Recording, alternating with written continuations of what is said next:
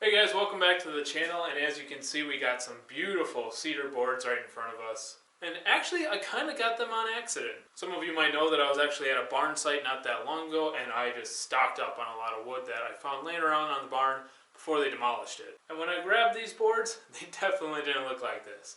I'll show you what they looked like. So here's a couple more pieces of this cedar lumber that I got. And actually on the farm it was used as some fencing that used to keep the chickens in. And as you can see, these beautiful red hues that this cedar can produce, along with this tan and red mixture, that just makes this cedar look pretty amazing. But this is definitely not the condition that I got it in. When I got it, it looked a little bit more like this. As you can see, this is in horrible condition, but it looked like something I could maybe salvage into something really cool. And obviously there was a ton of work I had to do to get it from this condition into what you can see now. I almost should have grabbed some footage of it because, man, I gotta tell you, it was a lot of work. Starting off just chiseling all the muck and dirt that's on this thing, making sure all the nails are removed, and then even wire brushing a lot of this, just to make sure all that grime gets off the board before I threw it through my planer. And I had to plane it all and joint them to get the boards that you see now. But enough about this dirty board, let's go back. So I want to get started with this project, and the first thing that I'm going to do is actually cut these into pieces. So these are about 9-foot boards, and boards that big are pretty hard to handle, especially when you don't need them to be that big in the first place. So this is probably a drunk carpenter first, but I went ahead and made myself a plan. If you're working on a project, this is probably something you should do every time. But you know, I like to wing it. But since I got myself a plan, as simplistic as it might be, still a plan. I know exactly how long I need these boards at, so I'm going to go ahead and chop them up down to size so they're a lot easier to work with. So we're going to go ahead and chop up these boards. You always want to chop off the end just to make sure that it's square and to clean it up a little bit. And since these are pretty thick boards, it's best to do multiple passes to it. So I just finished cutting these pieces up, and I did notice at the end of the board it was getting a little warped. This is the end piece of that board, and I got it secured now, but if you put it on a flat piece of surface, it did have quite a bit of wobble.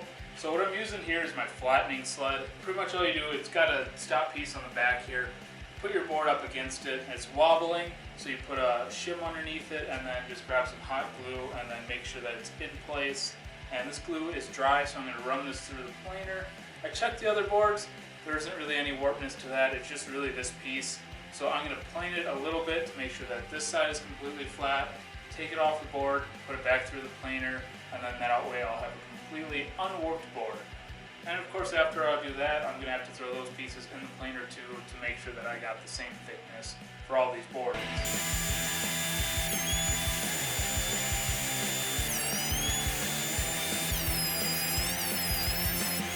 And once everything's down to size on the planer, we're just going to go ahead. I already ran it through the jointer to make sure one side is just good and jointed.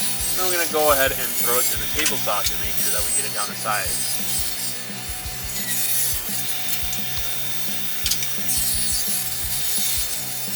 So it looks like we're making some progress. So as you can see here, we got a pretty good portion of it. I want to go ahead and glue this all up together before we actually start on the mountains.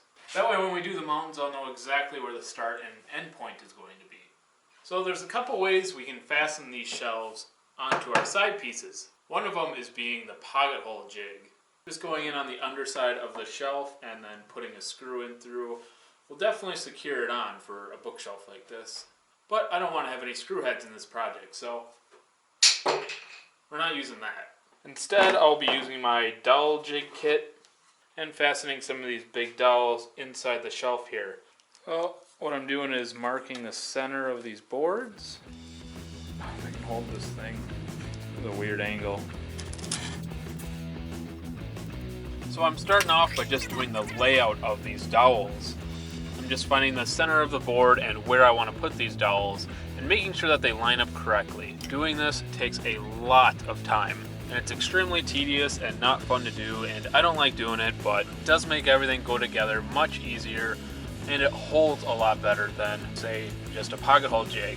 And as you can see, I'm still laying it out, and this is cropped and fast forwarded, though you definitely know it does take a while. But here's the finish. Kind of hard to see. but I got some X's in there somewhere showing where I need to drill for these dowels. So we got all of our locations of where we need to insert our dowels. But before you can put a dowel in, of course you gotta make a hole for them. So all you really need to do is just insert your drill right on your pinpoint and then either put a piece of tape or a stopper like this on it. The only problem doing it freehand like that is you want to make sure that your drill is actually perpendicular with the board. This can be kind of challenging. I know I've screwed up on it a bunch of times. But we got our marks, so I'm just going to go ahead and drill some holes for it.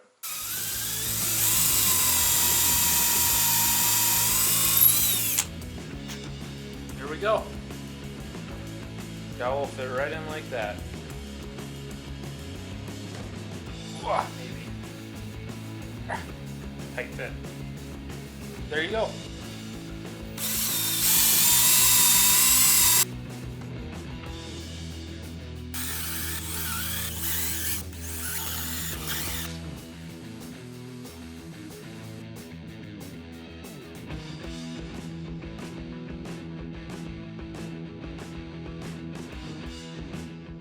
So if you're not super confident in your work, I like to do something just called a dry fit. Not that I'm not confident, I'm just showing you guys what I mean by this.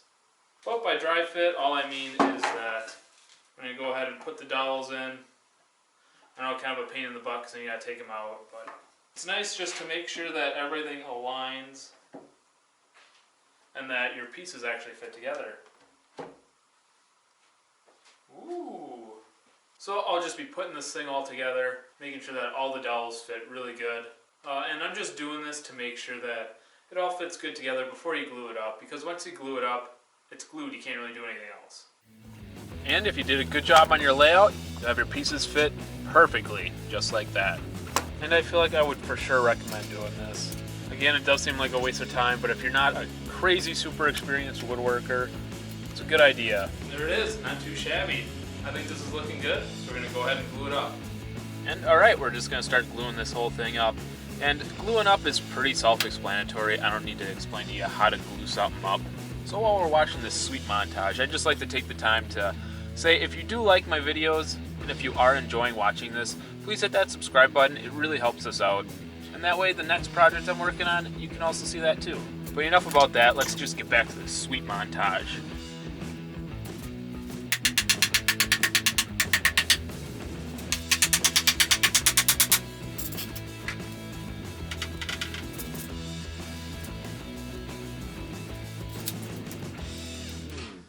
I'm running out of clamps.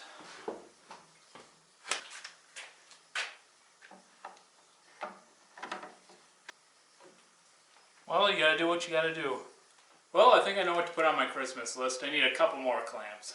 It's not too often I work on a project where I need this many, but yeah, if you do want to get into woodworking, clamps is definitely something that you need. Gosh, I hope this holds. Yeah, it'll work. So I'm just getting rid of all the excess glue. Ugh, there's quite a bit coming out of the seams. So I'm just going to wipe that up, and then of course I'm just going to let this dry and go get a beer. Alright, let's take it apart. See how we did.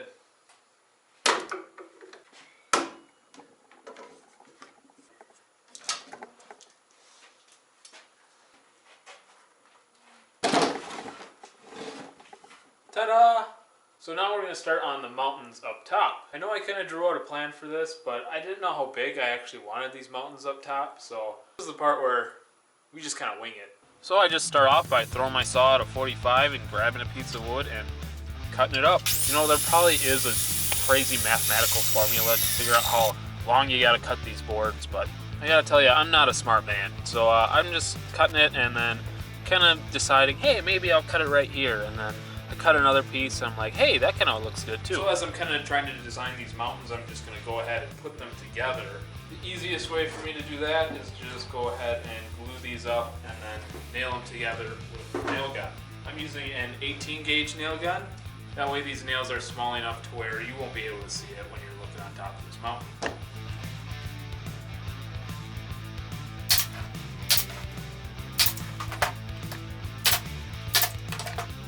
Now while this glue dries, those nails will actually hold this together. And that way I can continue working. And like I said earlier, I'm really just winging it. I'm using a tape measure to get kind of like a rough measurement. And then after I line it up, I just do a bunch of little cuts until they finally line up. There's probably a better way of doing it, but that's what I did, and it worked out pretty good.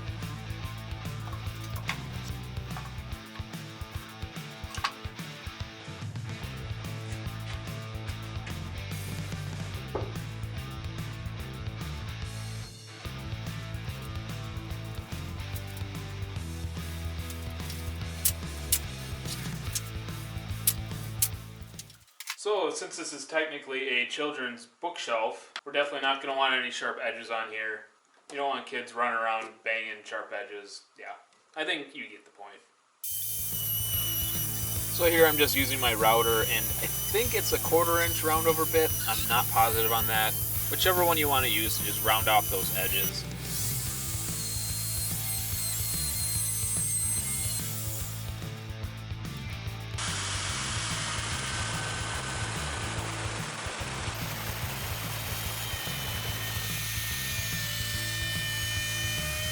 Ooh, look at these nice smooth edges.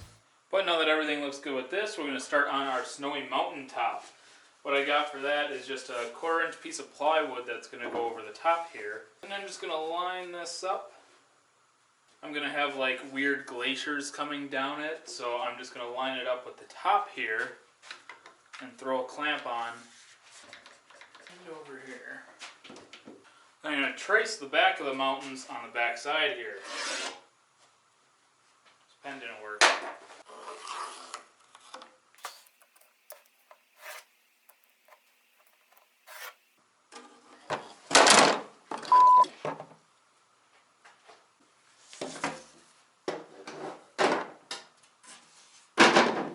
Just wasted half a beer. That sucks. So here I'm just kind of using my artistic abilities to draw on some glaciers on the bottom of this mountain range. And then for the top straight parts, the top of the mountains here, I'm just using my little table saw to cut that off. They just gotta be straight lines, so it's easy enough to use that. And then for the snowy glacier bottom part thing, whatever you want to call it, I don't know. I'm just using a scroll saw real quick to cut that out. If you got a jigsaw, you could use that. That honestly probably would have been easier. And once that's done, you're just sanding it up real quick. And then it's on to paint. I thought it might be kind of cool just to leave it the wood color, just because I'm such a big wood color fan. But no, I thought paint would be better. So I'm just painting all this white to represent snow, yeah, obviously.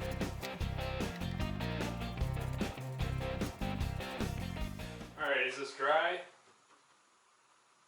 Good enough. So we're going to attach this thing with some wood glue and of course just my nail gun.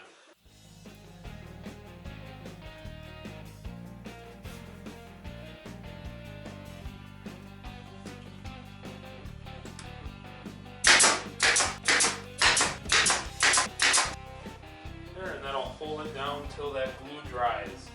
And since I got some paint out, I'm just going to go ahead and put another coat on here, and then that's going to hide those nail holes as well.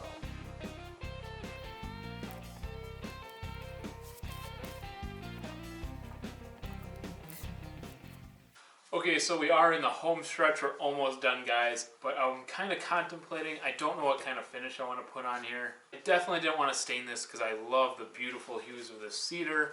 So I'm just going to end up putting this tung oil finish on it. Tung oil probably isn't the best for cedar, but it's just something I got here, and it should just work fine. But this should really help this cedar wood pop. So let's see if it does. So I was trying to do some research online about what kind of finish would be best for this cedar. And what a surprise, when I get online, nobody can agree and everyone's up in arms about what kind of finish to put on this. A lot of people were saying that tung oil is just fine, it'll work good. Some people wouldn't recommend it, but the best way to find out yourself on your woodworking journey is to just try it out, see what happens, and then use your own experiences to figure out what kind of oil and finishes you want to use for yourself.